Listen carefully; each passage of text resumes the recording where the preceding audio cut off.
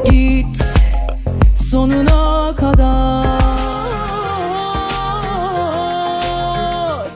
سیمگه بیچاره اومد ثواب کنه، روی صحنه کباب شد. کم مونده که فقط سنگم سمتش پرتاب کنن. دختر و پسر سلام، با سلوی سودا همراه باشین. اخبار داغ هفته رو میخوام الان براتون بگم. سیمگه یکی از خواننده های معروف پاپ حال حاضر کشور ترکیه هست. کمی دیر شناخته شد ولی تونست در این مدت کم به موفقیتی چشمگیر برسه. سیمگه اصالتاً آلبانیایی تبار هست. 43 سالشه و فعالیتش رو از سال 2010 شروع کرد و 2 آلبوم در کارنامش داره. این خواننده از سن 12 سالگی نواختن گیتار و آهنگسازی رو شروع کرد ولی در درس و تحصیل هرگز موفق نبود. خودش هم همیشه میگه که من تو درس و مشق افتضاح بودم ولی با این حال تو رشته موسیقی تحصیل کردم.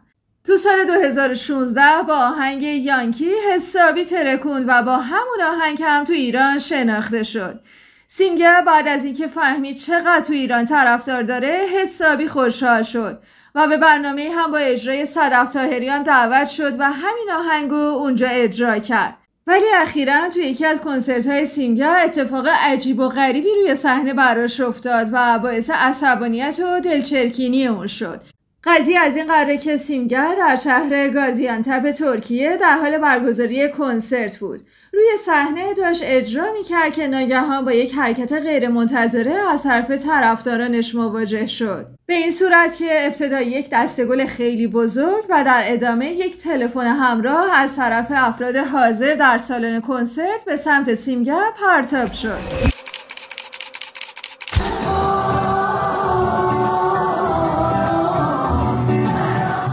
خب همونطور که در ویدیو مشاهده میکنید حرکت بسیار عجیب و غیر قابل توجیهی بوده و همونطور که میتونید حدس بزنید سیمگه در ابتدا خیلی متعجب میشه و در ادامه بسیار عصبانی و ناراحت، چون متوجه نمیشده چه خطایی ازش روی صحنه سر زده که مستحق چنین برخوردی بوده. خلاصه سیمگه خوانندگی و برنامه رو قطع میکنه و با حرفاش نسبت به این اتفاق واکنش تندی نشون میده و میگه واقعا حرکت زشتی بود. برای اون کسی که این کار رو انجام داد واقعا متاسفم.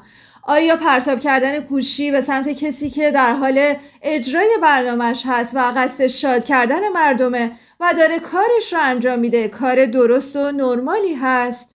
من مثل خیلیای دیگه برای خرج و مخارج و گذران زندگیم به اینجا اومدم و دارم برنامه اجرا میکنم. از طرفی باعث شادی مردم میشم، اما آیا واقعا این کار درستی بود؟ در ادامه سیمگه که از این اتفاق کمی ترسیده بود و احتمال داشت این اتفاق دوباره بیفته، ادامه برنامه‌اش رو کمی دورتر از صحنه و تماشاگران اجرا کرد. البته انتشار این خبر در فضای مجازی منجر به این شد که مردم بیش از پیش به سیمگه علاقه‌مند بشن، چرا که به قول همه سیمگه در پاسخ به چنین اهانتی خیلی محترمانه و حرفه‌ای برخورد کرد، در حالی که میتونست با عصبانیت و داد و بیداد یا بی‌ادبی پاسخ اون فرد رو بده.